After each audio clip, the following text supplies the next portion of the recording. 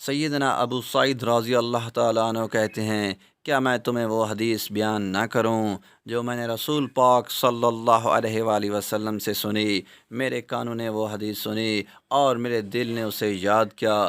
رسول پاک صلی اللہ علیہ وسلم نے فرمایا، ایک آدمی نے 99 افراد قتل کر دیے، پھر اسے توبہ کا خیال آیا۔ اس نے روئے زمین کے سب سے بڑے عالم کے بارے لوگوں سے پوچھا تو لوگوں نے اسے ایک راہب پادری کا پتہ بتایا گیا۔ وہ اس کے پاس پہنچا اور پوچھا کہ وہ 99 آدمی قتل کر چکا ہے، کیا ایسے فرد کے لیے توبہ ہے؟ اس نے جواب دیا، کیا 99 افراد کے قتل کے بعد ایسے شخص کے لیے کوئی توبہ نہیں؟ اس نے تلوار میان سے نکالی اور اسے قتل کر کے 100 کی تعداد پوری کر لی۔ پھر اسے توبہ کا خیال آیا۔ اس نے لوگوں سے اہل زمین کے سب سے بڑے عالم کے بارے میں پوچھا۔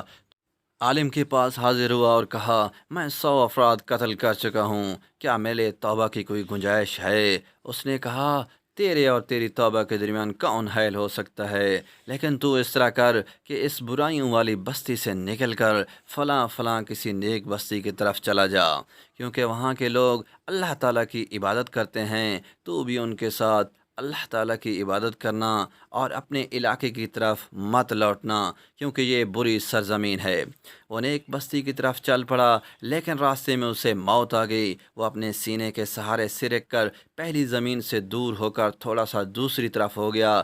اسے لینے کے لیے رحمت کے فرشتے اور عذاب کے فرشتے دونوں آ گئے اور ان کے مابین جھگڑا شروع ہو گیا۔ ابلیس نے کہا، میں اس کا زیادہ حقدار ہوں، اس نے کبھی بھی میری نافرمانی نہیں کی تھی۔ لیکن ملائکہ رحمت نے کہا، یہ توبہ کر کے آیا تھا اور دل کی پوری توجہ سے اللہ تعالیٰ کی طرف آنے والا تھا۔ اور ملائکہ عذاب نے کہا، اس نے کبھی بھی کوئی نیک عمل نہیں کیا تھا۔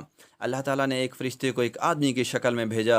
انہوں نے اس کے سامنے یہ جھگڑا پیش کیا۔ اس نے کہا، دیکھو کون سی بستی اس کے قریب ہے، اس بستی والے سے اس کو ملا دیا جائے۔ ادھر اللہ تعالیٰ نے اس زمین کو جہاں سے وہ آ رہا تھا حکم دیا تو دور ہو جا، اور ارض صالحین جس کی طرف وہ جا رہا تھا حکم دیا کہ تو قریب ہو جا۔ جب انہوں نے اس کی پیمائش کی تو جس زمین کی طرف وہ جا رہا تھا اسے دوسروں کی نسبت ایک بالے سے زیادہ قریب پایا، پس رحمت کے فرشتے اسے لے گئے اور اسے بخش دیا گیا۔